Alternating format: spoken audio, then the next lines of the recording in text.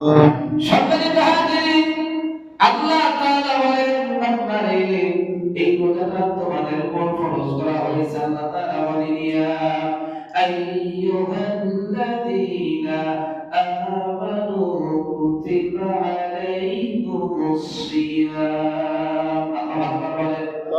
আল্লাহ বলেন বান্দারে হে মুমিন ইমানদারগণ, আমি আল্লাহ তোমাদের উপর ফরজ করেছি। আল্লাহ তাআলা বলেন মুমিন যারা মুমিনগণ, হে মুমিনগণ তোমাদের উপরে এই শ্রমটাকে রোজাটাকে ফরজ করা হলো। সুবহানাল্লাহ। আল্লাহ তাআলা বলেন কামা কুতিবা আলাল্লাযীনা মিন ক্বাবলিকুম লাআল্লাকুম তাত্তাকুন। আল্লাহু আকবার বলেন। আল্লাহ তাআলা বলেন হে মুমিনগণ, রোজা তোমাদের জন্য ফরজ করা হলো যেমনি তোমাদের পূর্বে যারা ছিল এদের জন্য রোজাটা ফরজ ছিল। আল্লাহকে বললাম আল্লাহ রোজা কেন ফরজ করা হলো? আল্লাহ তাআলা বলতেছেন যাতে তোমরা মুত্তাকি পরহেজগার হতে পারো। চিল্লা বলেন সুবহানাল্লাহ। এখন রোজা থাকার পর যদি কেউ সুদের কারবার করে রোজা হবে কি? জোরে বলেন। রোজা থাকার পর কেউ যদি মিথ্যা কথা বলে এর রোজা কিন্তু হবে না। রোজা থাকার পর কেউ যদি নামাজ চুরি করে রোজা কি হবে? এটা ফরজ, এটা ফরজ। একটা ধরবেন আর একটা বাদ দিবেন। আল্লাহ বলেন বান্দা রে এই রমজানে 5 ওয়াক্ত নামাজ যেমন ফরজ করা হয়েছে, যাকাত যেমন ফরজ করা হয়েছে, হজ ফরজ করা হয়েছে, তেমনি ভাবে কলমাটা তোমার জন্য ফরজ। মেনে নেওয়া, স্বীকৃতি দেওয়া আর সিয়াম পালন করা আমি আল্লাহর পক্ষ থেকে তোমার জন্য ফরজ করা হলো।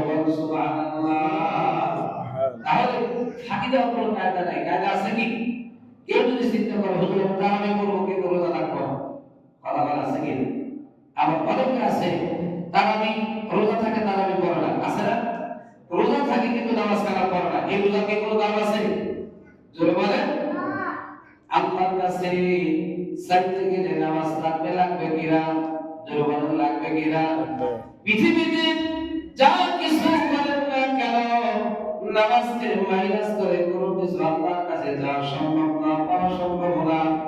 আল্লাহ তাআলা বলেন দোয়া করবেন তারা আল্লাহু ওয়ালিয়ুল্লাযীনা আমানু ইখরিজুহুম মিনাজ-যুলুমাতি ইলান-নূর।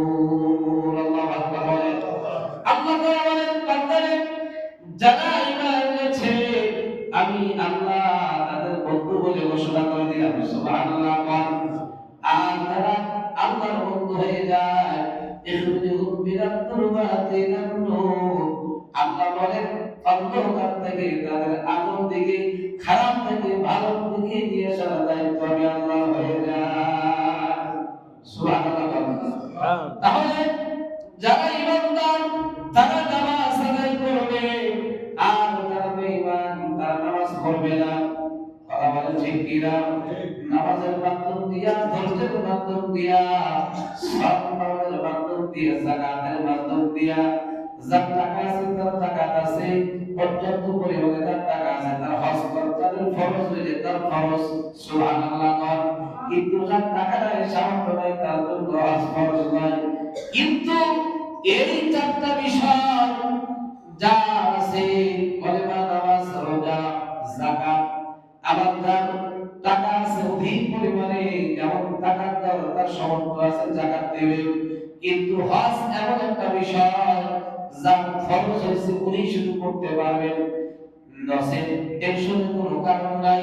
টাকা যদি না থাকে হজ না করলে কোনো গুনাহ হবে না, হবে কি? জোরে বলেন। কিন্তু টাকা থাক বা না থাক, ধনী হও গরিব হও, অন্ধ হও আর ঠসা হও, আর যাই হও না কেন আল্লাহ তাআলা বলেন একজন পাগল ব্যক্তি ছাড়া এই ব্যক্তির জন্য প্রত্যেকের জন্য আমি নামাজ ফরজ করে দিয়েছি। সুবহানাল্লাহ। নামাজ পড়তে রোজা থাকবেন, আবার নামাজ পড়বেন না, রোজা থাকা লাগবে, লাগবে কি না? দুটোই কিন্তু ফরজ। আল্লাহ হাবিব বলেন ফামান শাহিদা মিনকুমুশ শাহরা ফালিয়াসুম। আল্লাহর হাবিব বলেন তোমাদের মধ্যে যে ব্যক্তি এই মাসটি পাবে সে যেন এই মাসে সওম পালন করে। সুবহানাল্লাহ বলেন। আল্লাহর হাবিব বলেন, আল্লাহ বলেন সূরাতুল বাকারা 185 নম্বর আয়াতে আল্লাহ বলেন এই মাসটি তোমাদের মধ্যে যারা পাবে, যিনি আখিরাতের জিন্দেগিতে বেঁচে থাকবে, আল্লাহ তাকে সুযোগ দিবে অবশ্যই সে যেন সওম পালন করে। আল্লাহ সুবহানাল্লাহ। এখন ভালো ভালো মানুষ দেখা যাবে রমজান মাসে যাত্রা দেয়, এটা খায় ওটা খায়, খায় কি না? কথা কয় না, খায় কি না? আমার বাড়িতে যাদের টাকা পয়সা বেশি আছে তাদের ছেলে মেয়েদেরকে আদরের ধন, রোজা রাখলে চেহারা খারাপ হবে, কথা কয় না, আছে কি না? চেহারা খারাপ করে দেওয়ার মালিককে, ভালো করার মালিককে। আল্লাহ যদি হযরতে আইয়ুব আলাইহিস সালাতু ওয়াস সালাম আল্লাহ দেখেন এমন ইমানি পরীক্ষা দিয়েছে, সমস্ত শরীরে কুষ্ঠ রোগ দিয়েছে, যখন জিহ্বায় কুষ্ঠ রোগ দিয়েছে, হযরত আইয়ুব আলাইহিস সালাম বলেন আল্লাহ আমি সব মেনে নিয়েছি, আমার কোনো দুঃখ নাই, আপনি যদি খুশি থাকেন, কিন্তু এই জবাব দিয়ে আমি আপনার ইবাদত, আমি আপনার জিকির করতেছি, তাতে আমি খুশি। সুবহানাল্লাহ। ও আমার মালিক, এই জিহ্বার মধ্যে আমাকে আপনি রোগ দিবেন না, কীড়া দিবেন না, পোকা দিবেন না, তাহলে আমি কিন্তু আপনাকে ডাকতে পারবো না। আল্লাহু আকবার। হযরতে সাইয়্যিদিনা আইয়ুব আলাইহিস সালাতু ওয়াস সালাম সারা শরীরের মধ্যে পোকা লেগে গেছে, তবুও আপনার শুকরিয়া আদায় করা বাদ দেয় না। আমাদের সমাজে আস্ত মানুষ, সুস্থ মানুষ ভালো থাকে, নামাজও পড়ে না, রোজাও পালন করে না, কথা বলে ঠিক কিনা? কিন্তু ঈদের নামাজ পড়তে গেলে তাদের আগের কাতারে দেখা যায়, কথা বলে ঠিক কিনা? যারা রোজা পালন করেছে তারা সিরাজি পায় না, কথা বলে আছে কিনা? একটু জোরে বলেন আল্লাহুম্মা সাল্লি আলা সাইয়্যিদিনা ওয়া আলা আলি সাইয়্যিদিনা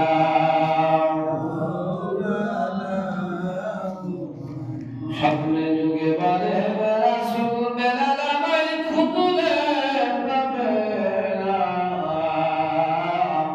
আমায় যদি চশরে মিলাল চলে আইরে মদিনা। আল্লাহুম্মা সাল্লি আলা সাইয়্যিদিনা মাওলানা মুহাম্মদ ওয়া আলা আলি সাইয়্যিদিনা মাওলানা মুহাম্মদ। সম্মানিত হাজিরিন, গভীর মনোযোগ দিলের কান্না লাগায় আল্লাহ তাআলা সূরাতুল বাকারা 183 এতে উল্লেখ করেন, আল্লাহর হাবিব বলেন মিন ক্বাবলিকুম, দ্বারা স্পষ্টভাবে বোঝা যাচ্ছে যে পূর্ববর্তী উম্মতের উপর সওম ফরজ ছিল। সুবহানাল্লাহ। যদি আমরা চিন্তা করি এই রোজাটা, এই সওমটা বিরত থাকা, সূর্যাস্ত থেকে সূর্যাস্ত থেকে সূর্যাস্ত যাওয়া পর্যন্ত শুধু আমরাই না, না মিন ক্বাবলিকুম। আল্লাহর হাবিব বলেন সূরাতুল বাকারা 183 নম্বর আয়াতের এই আয়াত থেকে বোঝা যায় আমাদের পূর্ববর্তী যারা ছিল এদের উপর আল্লাহ তাআলা সওম ফরজ করেছিল। সুবহানাল্লাহ। কিন্তু বিস্তারিতভাবে জানা যায়নি যে কোন মাসে বা কত দিনে সওম ফরজ ছিল, কিন্তু ফরজ ছিল, কিন্তু কোন কোন মাসে ছিল তা জানা যায়নি। সুবহানাল্লাহ বলেন। আল্লাহর হাবিব বলেন লাআল্লাকুম তাত্তাকুন, যেন তোমরা মুত্তাকি পরহেজগার হতে পারো, হয়ে যাও। বলেন আল্লাহর হাবিব বলেন মুত্তাকি পরহেজগারি তোমরা হতে পারো। সব পালন করার উদ্দেশ্য আরেকটা রয়ে গেল। আল্লাহর হাবিব বলেন যারা সব পালন করবে এর উদ্দেশ্য হলো যাতে তোমরা মুত্তাকি হতে পারো। সুবহানাল্লাহ। যারা মুত্তাকি হবে, যারা পরহেজগারিতা অর্জন করবে, এই মানুষটা জিনা করতে পারবে না, সুদের কারবার করতে পারবে না, এই মানুষটা মানুষ সেই মানুষকে ঠকাবে না, কথা বলে ঠিক কিনা? আর এই মানুষটা কখনো বেনামাজি থাকবে না, কথা বলে ঠিক কিনা? আল্লাহ বলেন তাহলে মুত্তাকি হওয়ার দরকার আছে কিনা? জোরে বলেন, মুত্তাকি হওয়ার দরকার আছে কিনা? এই জন্য সৎ পালন করা আমানত করার জন্য আল্লাহ তাআলা ফরজ করে দিয়েছেন।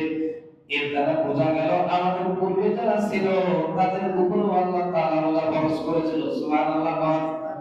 সম্মানিত হাজিরিন, আল্লাহর হাবিব বলেন রোজা এমন একটা বস্তু, রোজা এমন একটা জিনিস, এই রোজাটা কিয়ামতের ময়দানে বান্দার জন্য ঢাল হয়ে দাঁড়া যাবে। আল্লাহ সুবহানাল্লাহ। বান্দা যখন আল্লাহর হাবিব বলেন কিয়ামতের ময়দানে আল্লাহ যখন পুরস্কৃত করবে এই যারা আল্লাহর জন্য সওম পালন করেছে, এই স্পেশাল দরজার সামনে আল্লাহ তাআলা তাদেরকে দাঁড় করায় দিবে। সুবহানাল্লাহ।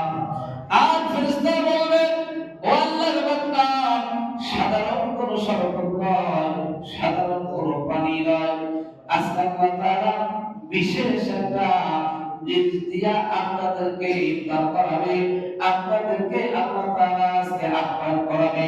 আল্লাহ তাআলা হচ্ছে মেজবান, আর সমস্ত রোজাদার হবে আজকে মেহমান। সুবহানাল্লাহ। আল্লাহ যদি নিজে মেজবান হয়ে রোজাদারকে যদি মেহমানদারি করার চিন্তা করেন, যিনি গোটা জগতের মালিক, তিনি কি খারাপ কোনো কিছু দেবেন? বলেন। আল্লাহর হাবিব বলেন জান্নাতীদের একটা সর্বোচ্চ ছোট্ট নমুনা হলো জান্নাতীদের যদি একটা ফল দেওয়া হয়, এক পাশে কামড় দিলে আর এক পাশে কামড় দিলে অন্যরকম টেস্ট পাওয়া যাবে। সুবহানাল্লাহ। এক একটা সাইডে এক এক রকমের স্বাদ অনুভব করতে থাকবে। আল্লাহর হাবিব বলেন ইন্না কিনা সালাম সালামা। আল্লাহ আকবার বলেন সেখানে শুধু শান্তি আর শান্তি। জান্নাতে তিনি একবার ঢুকবে তিনি আর বাইর হবে না। ওই জান্নাত আমরা চাই কি চাই? চাই।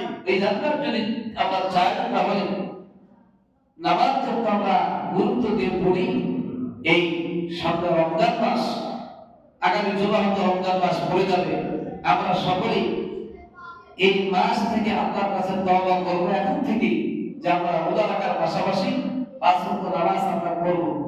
আবার রোজা থাকার পরে হারাম কোনো কাজ করা যাবে না। আর রোজার দিনে একটা নেকি করলে ডবল ডবল সওয়াব আল্লাহ তাআলা আমলনামায় দেয়। সুবহানাল্লাহ। এখন নেকি করতে নেকির মাসে যদি আপনি গুনাহ করেন, তদ্রূপ ভাবে যদি একটা গুনাহের কাজ করেন জানা সত্ত্বেও, তাহলে কিন্তু আবার গুনাহের মাত্রাটা বেড়ে যাবে, গুনাহের মাত্রাটাও বেড়ে যাবে। একটু দরুদ পড়ে আল্লাহুম্মা সাল্লি আলা সাইয়্যিদিনা মাওলানা মুহাম্মদ ওয়া আলা আলি সাইয়্যিদিনা মাওলানা মুহাম্মদ। রহমতে আলম নবী উম্মতে ওদের জান আশিকের মাসুক নবী দেখা দিয়া প্রাণ জোড়া। আল্লাহুম্মা সাইয়্যিদিনা মাওলানা মুহাম্মদ ওয়া আলা আলি সাইয়্যিদিনা মাওলানা মুহাম্মদ। সম্মানিত হাজিরিন, এই জন্য রোজার গুরুত্বটা কিন্তু আল্লাহ পাক অনেক দিয়েছে। সুবহানাল্লাহ বলেন। আল্লাহ তাআলা বারবার বলতেছে বান্দারে সাওমিরি ওয়া আদাউলিসিবিহি, রোজাটা শুধু আমার জন্যই করো, আর আমার জন্যই যারা করবে তাদের প্রতিদান আমি আল্লাহ দেব। আল্লাহ সুবহানাল্লাহ। সেই জন্য রোজা থাকা অবস্থায় আপনি কোন কোন কথা বলতে হবে, নেকির কথাবার্তা, যে কাছে আমল আছে সেই কথাবার্তাগুলো বলা। সুবহানাল্লাহ বলেন। বাজারটা কোনো কাসাল্লা পড়া, মোবাইল হোক, সামনাসামনি হোক, কোনো খারাপ কিছু চোখ দিয়ে না দেখা, সারাটা দিন কষ্ট করে যদি আপনি আমল নষ্ট করেন, চোখের রোজা আছে, হাতের রোজা আছে, পায়ের রোজা আছে, আছে কিনা, এই সমস্ত অঙ্গ প্রত্যঙ্গের রোজা আছে, এই যদি একটা সাইড যদি আপনার নষ্ট হয়ে যায় তাহলে পরিপূর্ণ সওয়াব কিন্তু আসবে না। আসবে কি? সারাটা দিন শুধু কষ্ট করা। সেই জন্য আল্লাহ পাককে রাজি খুশি করতে হলে আল্লাহর জন্যই রোজা থাকতে হবে। আর আল্লাহর জন্যই যারা রোজা রাখবে এই ব্যক্তিটা কোনো রকমের করার কাজ করবে না। কথা বলে ঠিক কিনা? যিনি আল্লাহর জন্য রোজা রাখবে এই ব্যক্তি যে করার কাজ করতে পারে, রোজা রাখলেন আর কারোর সাথে ঝগড়া করলেন, রোজাও রাখলেন কিরাবাসা করতে যায় আরেকজনকে ঠকাইলেন, বেশি লাভ করলেন, তার কি চলবে? রোজাও করলেন, মিথ্যা কথা বললেন, মুখে রোজা নষ্ট হলো। মুখে রোজা যদি নষ্ট হয়, যা এই মুখ দিয়ে সেহরি খেয়েছেন, এই সেহরি খাওয়ায় আপনার শুধু পেট ভরবে, রোজা হবে না। ওই খাবার থেকে শরীরে যে আপনার সঞ্চয় হবে শক্তি, কোনো লাভ আপনার হবে না, শুধু অযথা খাওয়া দাওয়া। কাজেই সতর্ক থাকতে হবে। যিনি রোজাদার তাকে ভাবতে হবে আমি একজন রোজাদার, আমি আল্লাহর জন্যই রোজা রেখেছি। আর আল্লাহর জন্য যদি রোজা রেখে থাকি তাহলে পৃথিবীর কোনো গুনাহের কাজ যেটা আমার কাছে না আসতে পারে, এটা আমাকে খেয়াল রাখতে হবে। সুবহানাল্লাহ বলেন। আল্লাহ আমাদের সকলকে কবুল মঞ্জুর করুন। সকলে বলুন আমিন। আগামী জুমা হয়তো রোজা 3টা রোজার মধ্যে পড়বে। আপনারা সকলেই মেহরবানি করে, যেহেতু রমজান মাস লং টাইম আলোচনা হবে না, রমজান মাস আপনারা সকলেই মেহরবানি করে আগে আগে মসজিদে চলে আসবেন। আজান দেওয়ার সাথে সাথে মসজিদে চলে আসবেন। তার কারণ রোজা থেকে কিন্তু সারাদিন ওয়াজ করা সম্ভব না। সম্ভব কি? আপনারাও শুনবেন না, বেশি বিরক্ত। রোজা যে মেইন মাসালাগুলো যেটা আপনাদের দরকার, আমার বলা দরকার, আপনাদের শোনা দরকার, এই প্রত্যেকটা জুমাতে ইনশাআল্লাহ এই কথাগুলি বলা হবে। আপনারা সকলেই মাহে রমজানের জন্য প্রস্তুতি গ্রহণ করুন। এটা হলো শাবান মাসের শেষ জুমা। আল্লাহ পাক যেন আগামীতে আমরা সকলে যেন আবারও একসাথে শাবান মাসে এই জুমার নামাজ পাইতে পারি, আল্লাহ কবুল করুন। সকলে বলুন আমিন। আল্লাহ পাক যেন সকলকে মাফ করে দেয়। আমরা যেন নবী পাকের সুন্নাত তরিকায় আল্লাহ পাকের হুকুম আহকামগুলো মানতে পারি, আল্লাহ কবুল করুন। সকলে বলুন আমিন। ওয়া আখির দাওয়ানা আলহামদুলিল্লাহি রাব্বিল আলামিন। আসসালামু আলাইকুম ওয়া রাহমাতুল্লাহি ওয়া বারাকাতুহু। সুবহানাল্লাহি।